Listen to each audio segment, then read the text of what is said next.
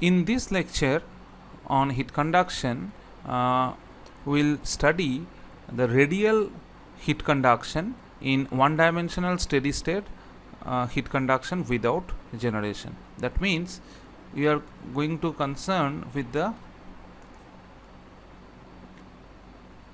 radial direction. So the one-dimensional, that particular direction is the radial direction, and we are going to do it in a cylindrical coordinate system. So practically this kind of problems are also very common, as you can think of if there is a pipe and through that pipe some fluid is flowing, and there is some thickness of the pipe, and through that thickness heat may be transferring to the other side of the pipe. Okay, so this kind of phenomena when taking place, then the heat is transferring to the thickness of the material of the pipe. So that part is definitely under conduction when it is passing through this material. Okay, so this is what is the case where we have to do it in a radial direction. Heat transfer is taking place, and what we are neglecting is that in other direction, that means along the axial direction or along the theta direction. We are assuming that along the theta direction, across a particular section along the theta direction, as if there is no change of temperature. Only the temperature is changing along the radial direction, and even you can think of that along the axial direction also the temperature change is negligible. So if we consider that, or you can think that if the length along the axial direction is very large, even if there is a small temperature difference, but the gradient will be very small, so we can neglect that. So only relevant direction, that is the radial direction. So we are considering one dimensional steady state consideration, where the radial direction is that particular dimension. We are considering the specific case again, the steady state. That means with respect to time, the temperature within the solid body at any point is not going to change, and definitely we are only considering the heat conduction when we are deriving this particular result, like temperature field within the solid, and we are not considering that any kind of heat generation present within the solid. Okay, so these are the assumptions, and along with that we can further assume that thermal conductivity of the material, if we consider, that is constant, that is not changing with the position of the spatial coordinate. If we consider the material to be homogeneous, then this is a good assumption. So under these assumptions we are trying to analyze the system like a cylindrical system. This particular control volume here you can see, the control volume, remember, is nothing but the solid portion, which is basically shown by this orange color here. Let us consider the situation is that the inner wall temperature is Ts1, inner wall temperature of this cylinder is Ts1, and the outer wall temperature is Ts2. Outer wall temperature is at Ts2 as shown here. The outer wall temperature is Ts2 and the inner wall temperature is Ts1. Okay, so these are like boundary conditions so that we can solve this differential equation for one dimensional steady heat conduction. So to solve this particular problem, here you can see that within this box, this is the general heat conduction equation for a solid substance in cylindrical coordinate system. And since we are not considering the variation of temperature along the polar direction, that means along the phi direction, this temperature is not changing. When we are considering that, then this component can be neglected. Since we are considering that along the axial direction, maybe the length is very large or the temperature difference is not there, very small, then this quantity also can be neglected in many practical situations. Further, we are considering the situation is a steady state, then this quantity is 0, and also we are considering there is no heat generation present. So the general equation for under these assumptions that we have mentioned, that one dimensional steady state heat conduction without generation, energy generation term, this becomes only the first term, which is equal to 0. So this is what is the term that we can see. So from this differential equation, definitely we can solve it. If you integrate, then you will get this is the thing, the temperature is equal to C1 into log of R plus C2. This is not a very difficult one to solve, because you can see dd R will cancel on that side. If you multiply by R, it will become 0 on the right hand side. So now ddr of this quantity is equal to 0, means basically this quantity is what is constant. Okay, so if you write this thing, then what you will get is that dt dr, okay, so dt dr into kr, that quantity is basically constant. Okay, and if we say that constant is C1, and we assume that this thermal conductivity is constant, suppose thermal conductivity is not either function of temperature or not function of the position. Okay, so in that case definitely we can consider k is a constant, and we can take it in that side and we can include within C1. Okay, so what we can do is, right now I am simply not writing k, because I have considered that k is constant, k is not function of temperature or not function of the spatial variation. So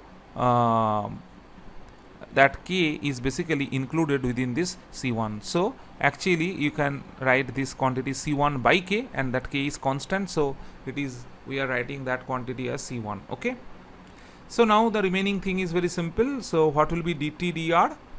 So dt dr will be equal to C1 by R. Now if you multiply both side by dr, so it will become, you can see this dr will go on the other side, so it will become dt equal to C1 by R into dr. Now if you integrate this again, and here you will get C1 log of R, C1 log of R plus another integration constant will be there, that is C2, and on the left hand side it will be the temperature, which is only function of R. Okay, so this will be the temperature field, but to exactly find out the temperature field you have to solve for C1 and C2, and this constant will definitely come from the boundary conditions, and those boundary conditions you can consider the Dirichlet boundary conditions given. Let us consider the inner wall temperature and the outer surface temperature of the cylinders. If they are known, then T at R is equal to R1 and T at R is equal to R2. These two are known as TS1 and TS2. So you can using these two boundary condition, definitely you can find out C1 and C2, and if you do that, you will find that TR is equal to this. So this is what is the temperature field. If you solve these algebraic equations that you are going to get, you will get this one. Okay, so you can solve the temperature field in this way. Another way of doing the same thing is that since we have not derived the this particular equation, from where we have started to write this one, that these quantities are neglected, but in the earlier lecture you will find that we have just written the cylindrical form equation, but we have not actually derived. Since we have not derived, but it can be easily done, at least for the one dimensional radial system. So let us try to write that equation, and what you can write is that what is the kind of heat interaction taking place. Let us take another page and try to do it. So let us consider that this is the cylindrical system that we are considering,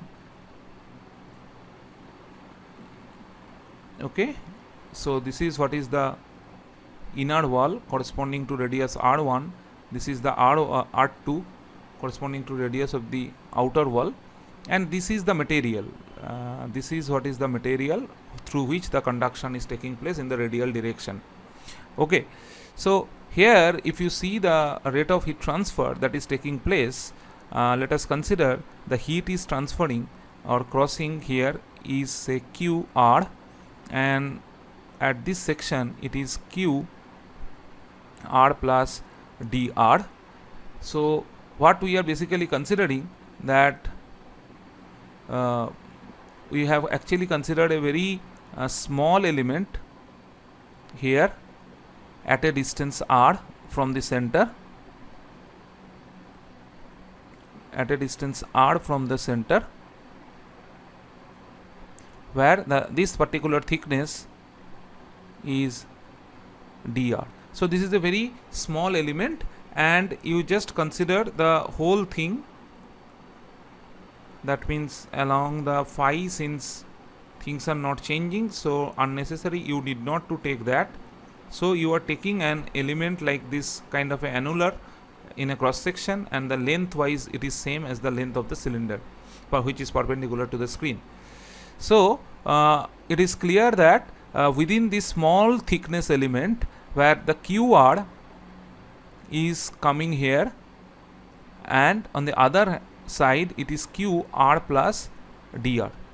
Okay, so what is the net change of energy that is taking place if we write the equation that E dot in minus E dot out over this very small control volume, that means where the thickness is dr only. So since generation term is not there, since the storage term is not there, so everything is equal to 0, and since only way the heat is transferring this material is along the radial direction, so there is no other kinds of rate of heat transfer or work transfer present. So you can definitely write Q in is nothing but QR, and this quantity is QR plus dr, and that quantity is equal to 0. And if you write this quantity, definitely this will be QR minus this QR plus dr is nothing but QR from the Taylor series, as you know, is a del r of QR into dr, and that quantity is 0. Okay, so it is clear that minus del r of QR into dr, this quantity is 0, and definitely this indicates that this partial derivative you need not to write, because here it is only function of r, so you can write ddr, no problem. So what you are basically getting here is that this QR is constant. So this is what we are concluding from this expression. If you apply the energy equation, basic conservation of energy equation, so QR is constant, so QR is not changing. So now if QR is a constant quantity, so if you write that this QR is equal to what? This QR is nothing but, as you know, that minus K into area. What is the area here?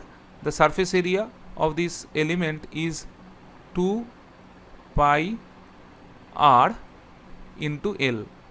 See, at a distance r, the surface area is nothing but the surface area, the total surface area through which basically heat is crossing. Okay, so that is 2 pi r, which is circumference multiplied by the length of the cylinder. So 2 pi r L is basically the area, because here we are finding out the rate of heat transfer. So minus K into area into the dt dr into dt dr. Okay, so this is what is the expression, and here remember this QR is a constant. This is the most important thing, that this QR is constant. Why the QR is constant? The reason is here from the basic conservation of energy. So QR is constant, and this is what is the expression. So remaining thing is very simple.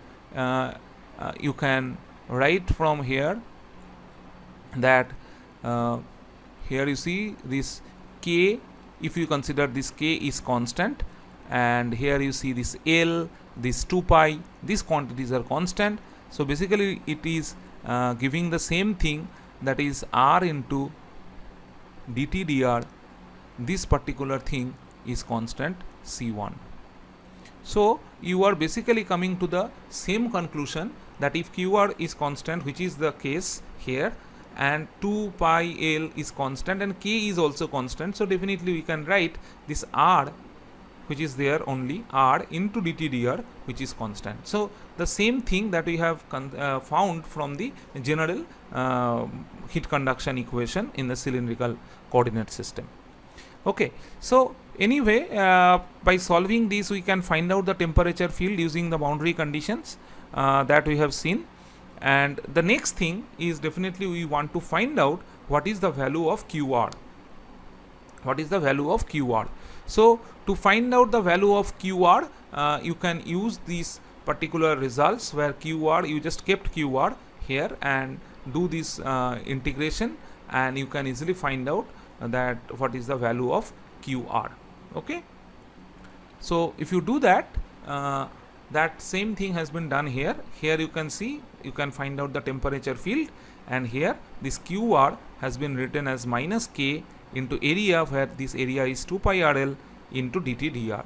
And so QR you can easily find out from this expression, either by taking the derivative dt dr from here and putting the value here, or you can again simply multiply this dr with the QR and then you integrate, and you can also find out the relationship between the QR and temperature. Okay, so if you do that, what you are going to get is this result. Okay, it is very simple.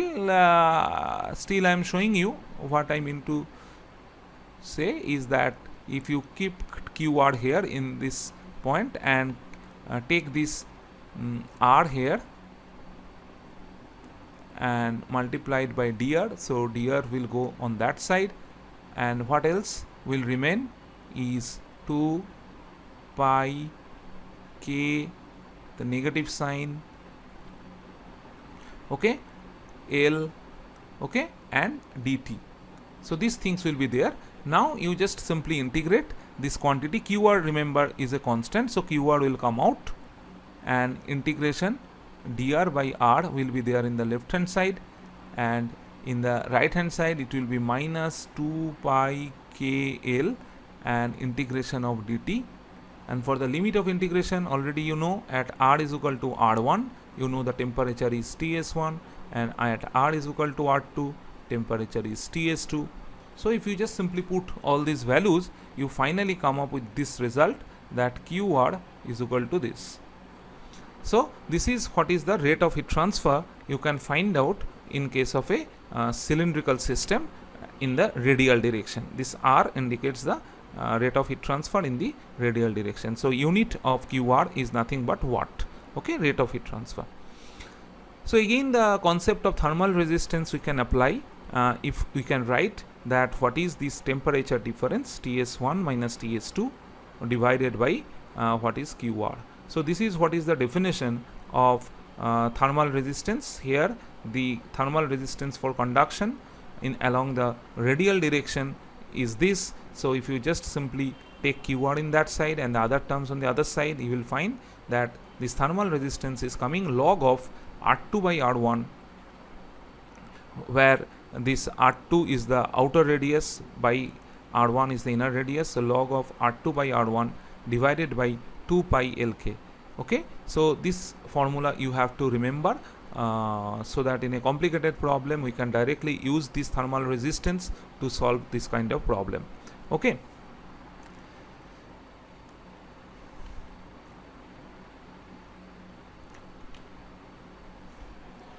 next is we'll see the same concept of equivalent thermal circuit we can apply in case of this kind of a radial systems.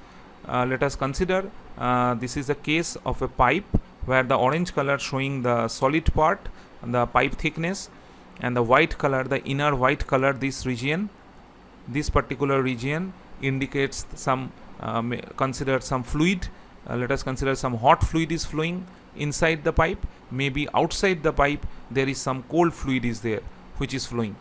Okay, so in this case we may be interested to know how much heat is transferring from the hot fluid to the cold fluid.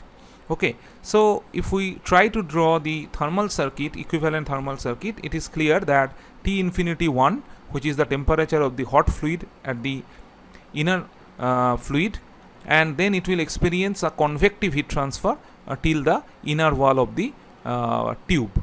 Okay, and that convective resistance we already know, 1 by that convective heat transfer coefficient into the area. So what is the area here? The inner surface area, that is 2 pi r1 into length of the pipe or the tube. So this part is nothing but 1 by HA part corresponding to the convection resistance experienced by the inner fluid. Then it is the conduction resistance experienced by this thickness of the metal tube, and that thickness is the resistance is pure conduction resistance, and that conduction resistance, just we have done the in the radial direction, that conduction resistance is log of R2 by R1 divided by 2 pi KL. Okay, so here you can see here the temperature is TS1 and the outside wall temperature is TS2, and then finally from the outside wall the heat is flowing to the cold fluid, where the cold fluid temperature is T infinity 2. So finally again the convection heat transfer that is taking place from the outer wall of the tube to the fluid, and that is again by 1 by HA, where H is the H2 and the area is 2 pi R2 into L. So that means outside curved surface of the tube.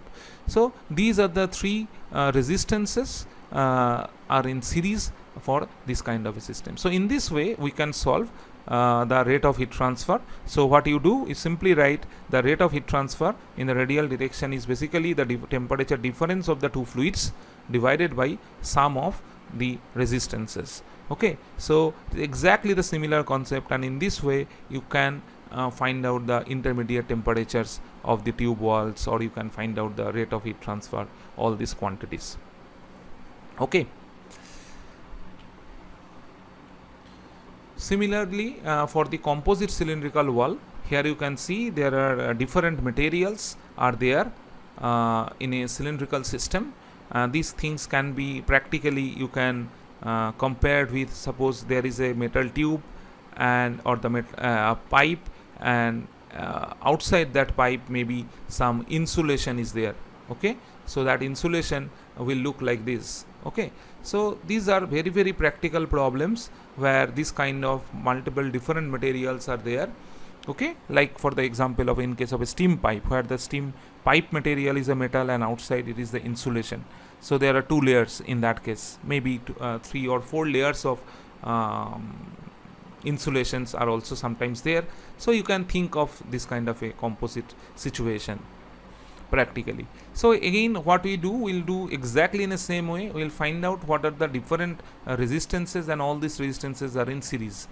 You see here it is the maybe the hot fluid. So first heat will transfer from hot fluid to the inner surface, then through the conduction from the temperature TS1 to T2, then from T2 to T3, then T3 to TS4, and finally maybe to the fluid, the cold fluid. So these are the different resistances, and by the time you have understood how to write the convective resistance, how to write the resistance due to conduction in the radial directions. So it is basically the outer radius by the inner radius, and then logarithm is taken divided by 2 pi the material property thermal conductivity into L.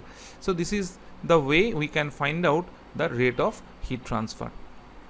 So now if you just want to compare with respect to the plane wall results, if you want to compare with the plane wall results that we got, in case of a plane wall, you see when heat was transferring between the walls, remember the cross sectional area we have considered was constant. The cross section was not changing perpendicular to the direction of heat flow. But here in case of a radial system, it is clear that in the direction of heat flow, gradually the area through which perpendicular to the direction of heat flow is gradually increasing, because the expression of the surface area you can see is the 2 pi r into L. and as you are moving outside R, so R is increasing, that means this area is continuously increasing.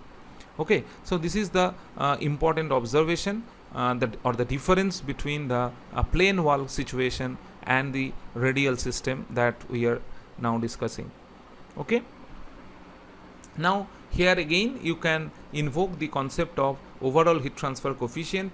In place of 1 by thermal resistance, you can replace it by the U into area. Okay, so definitely in this case, that which area with respect to you want to define, that you have to mention. This area may be the inner area with respect to which you can define, or this area can be outer area with respect to which you can define. So that you have to mention, and accordingly this overall heat transfer coefficient will be defined. If you define with respect to the inner wall, then that will be maybe the U inner into AI, or if you define with respect to the outer wall, maybe UO into AO. Okay, but both are same. Remember, this product is nothing but the R total resistance, and that is equal to 1 by R total. So both are same. Product of UI into AI or UO into AO, that you have to remember. Now let us see the concept of critical radius of insulation for cylindrical system. Here the problem, let us see one problem and then try to analyze the situation. So here let us consider there is a pipe. Here you can see, let us consider this is a pipe, and the inner wall of the pipe the outer wall of the pipe is outer wall of the pipe or the inner wall of the insulation is basically Ri. So Ri is basically the inner wall. The I symbol has been used to indicate the inner radius of the insulation. So basically the situation is like this. Suppose there is a pipe, and around that pipe maybe some insulation is there. So around the pipe there is some insulation is there, and this one is the pipe material. This red one is the pipe. Maybe inside some fluid is there. Here maybe some fluid is there, and this is the situation. Here by Ri, what is the meaning of Ri here? Just try to understand. It is basically the outer wall of the pipe or the inner wall of the insulation, which is basically the same. You see, the outer wall of the pipe, which is same as the inner wall of the insulation, and this is what is the outer wall of the insulation. Okay, so outer wall of the insulation is this one, and the inner wall of insulation is this one. So Ri is basically the inner wall of insulation. So definitely let us consider this temperature at Ri is Ti. So Ti is the temperature at the inner wall of the insulation, and let us consider the outside air, maybe the temperature is T infinity, and consider the heat transfer coefficient is convective heat transfer coefficient is, that is H, and this one is some insulation material having thermal conductivity K. If we consider the radius, outer radius of this insulation is say R. So what is the problem statement? The problem statement is we want to find out that or what is our objective. Our objective definitely to give this insulation means we do not want to lose heat from this tube. Okay, maybe some fluid is there, maybe some steam is there, we do not want to lose heat. So definitely we want the maximum resistance. Definitely we want the this insulation will provide the maximum resistance. Okay, now if we increase the radius of the insulation, if we increase the radius of insulation, what do you think? that if we increase the radius of insulation, that is good or that is bad. So initially it will come to your mind, okay, if we increase the radius of insulation, definitely the amount of material that will resist the conduction will be more. So definitely that is better to resist the heat. But on the other hand, if you see the complete thermal circuit, how heat is transferring from this surface temperature, that means the inner wall of the insulation, to the fluid, that means T infinity. If you see the complete heat transfer process, then, and if you draw the equivalent circuit, there are two different resistance present. One is definitely because of the insulation material, which is a solid material, pure conduction is taking place in the radial direction, so this is the thermal resistance.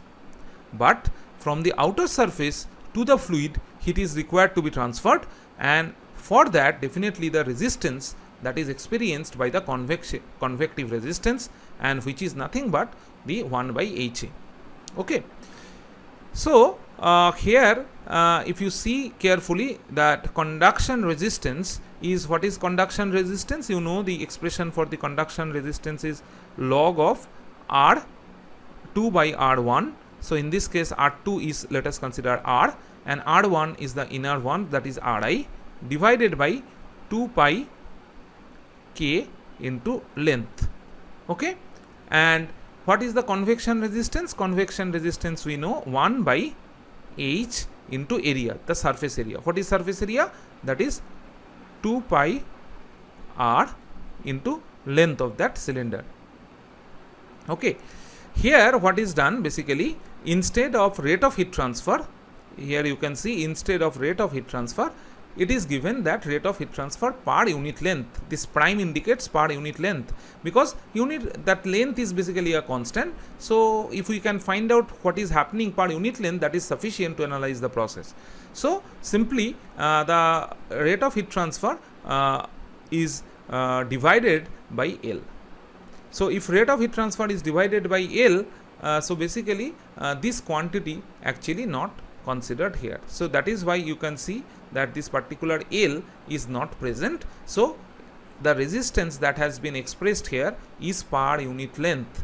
Here the resistance that you can see is per unit length, and here it is not the rate of heat transfer, but it is the rate of heat transfer per unit length. So unit is watt per meter. So don't confuse with this small change in the formula that you can see. Okay.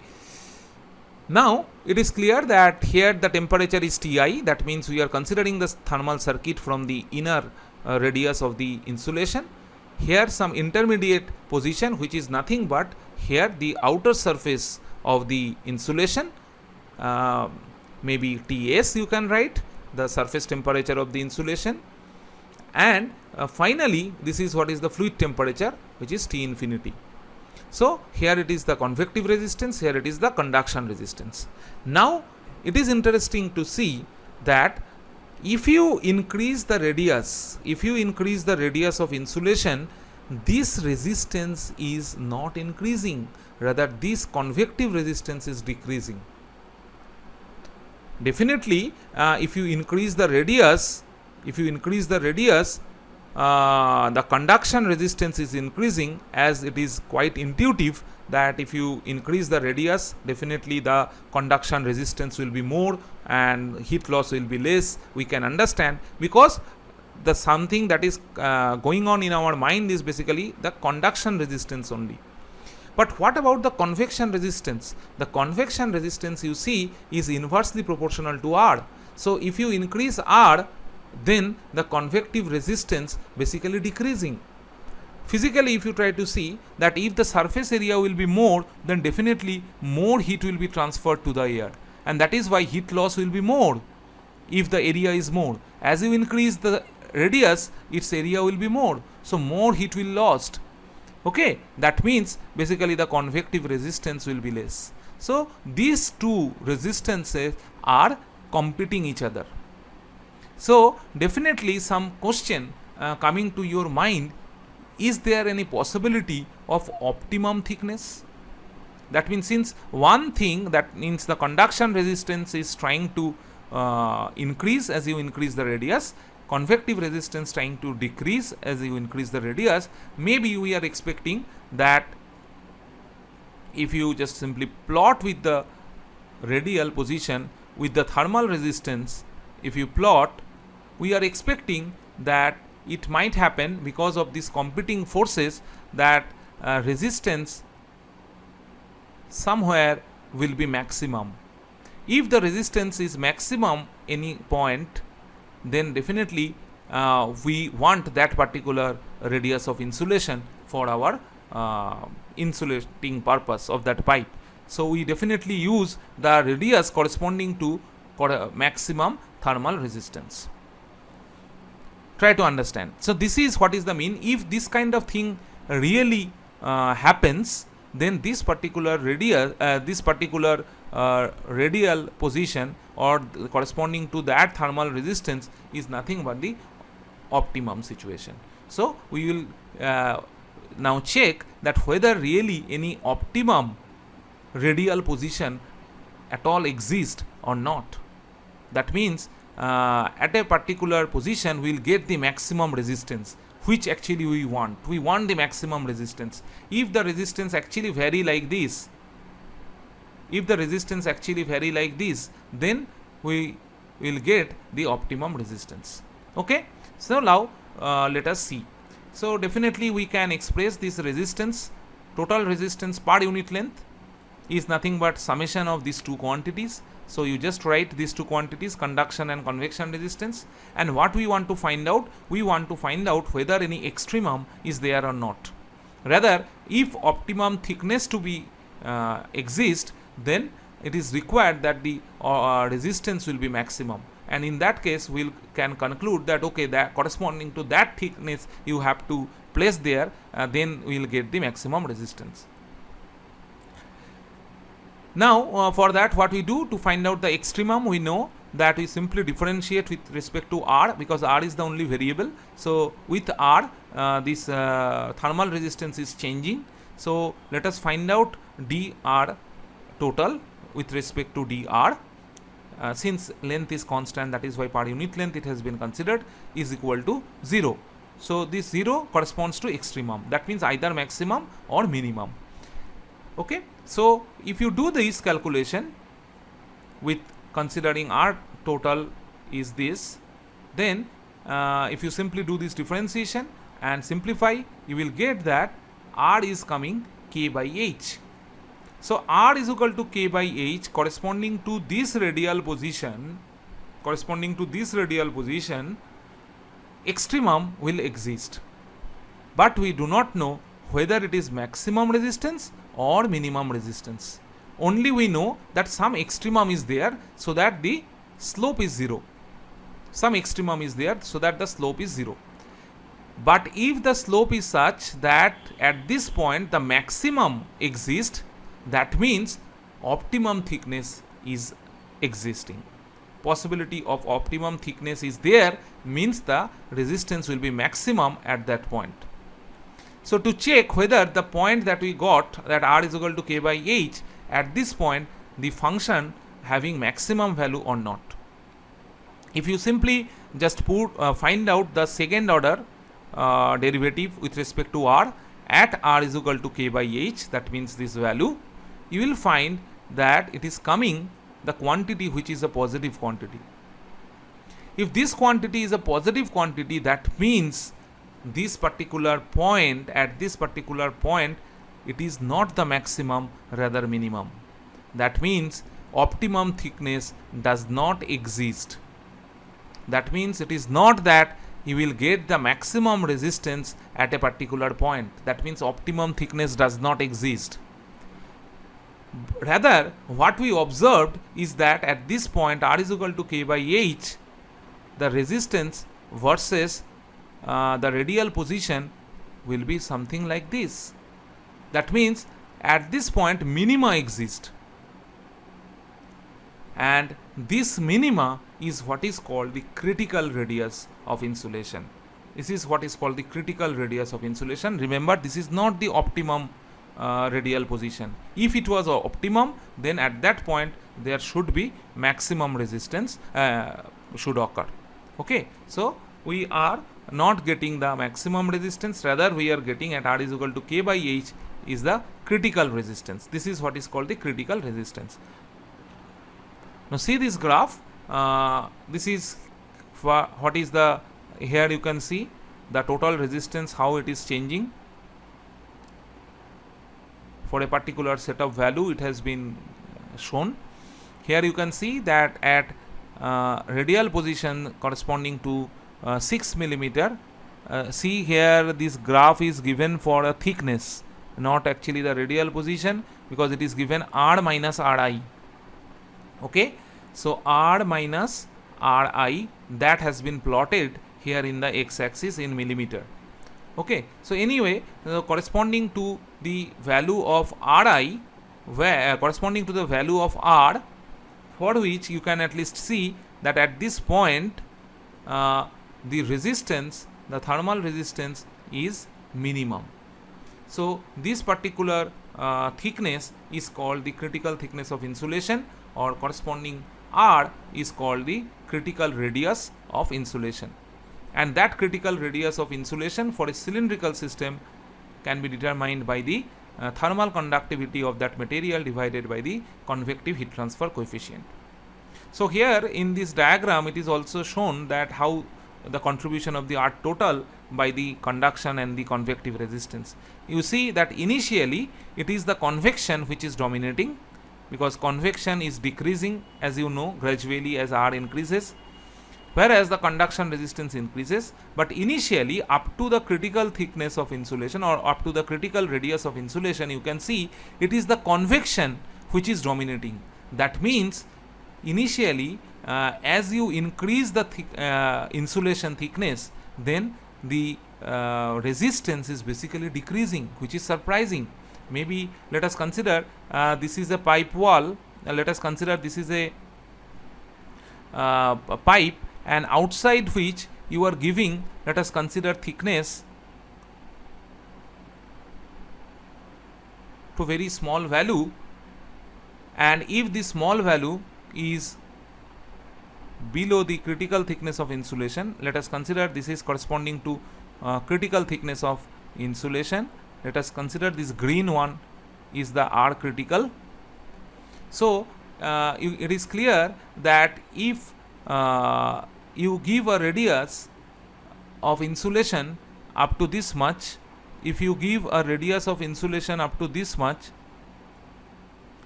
on the pipe, then the resistance is decreasing in comparison to if there was not at all any insulation. So there are two situations that we can compare, that if there was no insulation and if you give an insulation such that its thickness is less than, or the radius of the insulation is less than the critical radius of insulation, in that case with insulation the heat loss will be more. Where there is no insulation is present, the heat loss will be less, because with the smaller amount of insulation, that means if the radius of insulation is less than the critical value, you see the resistance decreasing.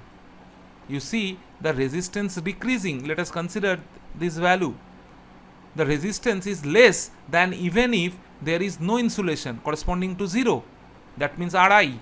So at Ri you will get this much of resistance, but at R is equal to say 3 millimeter, you are getting corresponding to R is the value of R such that R minus Ri is 3 millimeter, you will get that its resistance is less. If the resistance is less, that means heat loss is more. So if you give insulation, then heat loss will be more. If you don't give insulation, then heat loss will not be there. Heat loss will be less compared to this. That means if you give insulation, that is not a good. Unless otherwise the insulation radius is more than the critical value. Unless otherwise the insulation is more than the critical value. Okay, so this is very very important. Rather, you see, here you see that if there is no insulation, if there was no insulation, so if there was no insulation, you see, up to this much of thickness, unless otherwise you increase the thickness more than that, unless otherwise you increase the thickness more than that, that means you are not going to be benefited in terms of if you keep it bare without any insulation. So without any insulation, you see the resistance is this, and up to this much you can see that whatever resistance it is getting is less than at the bare condition. So you can understand that to when you are giving some insulation, it is very important that the insulation should be such that definitely it should be more than the critical value. Even not only that, you have to see the proper curve, and if it is, unless otherwise if it is more than this value, there is no point in giving the insulation, because even if you are giving the insulation which is more than the critical value, still the resistance that you are getting might be less than if you do not give any insulation.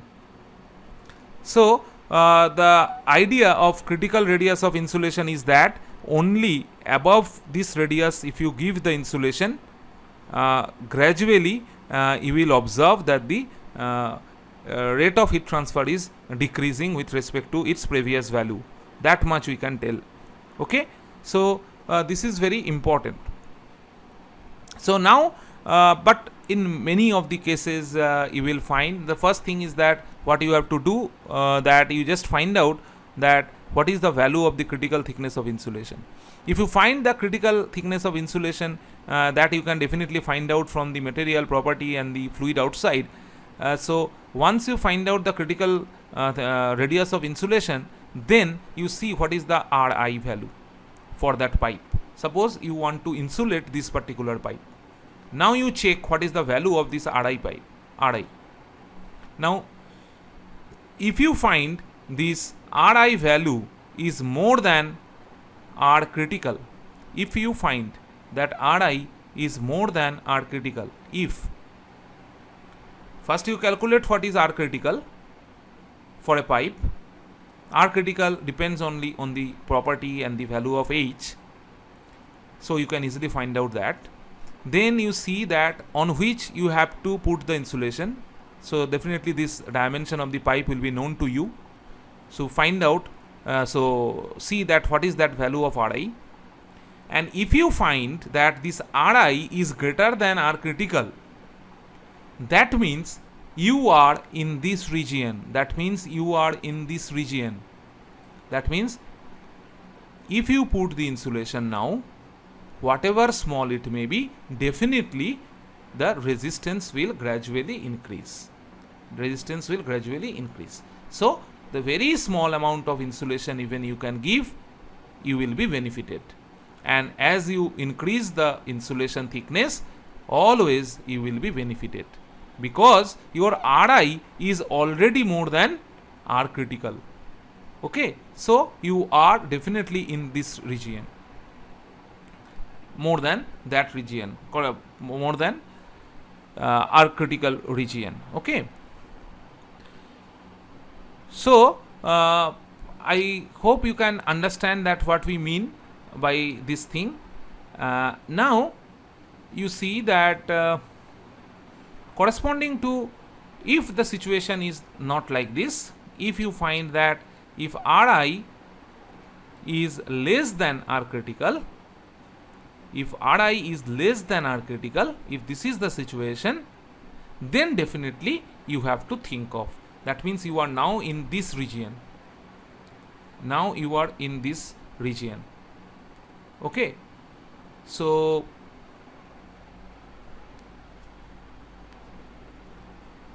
if Ri is less than R critical, here basically it is given that R minus Ri. So it is a curve corresponding to which that R critical is more. So this is a situation of R. So that means Ri is less than R critical. That means you are in this region. That means you are in this region. In this region means if you give any insulation like this one, initially you remember that if you give insulation, the heat loss will be more till R critical. Here you can see till R critical, your heat loss will be more and more because resistance is decreasing. Above R critical, gradually it will increase, and maybe after this point you will get the advantage over this one. Okay, so this is the thing related to the critical radius of insulation, which is so important.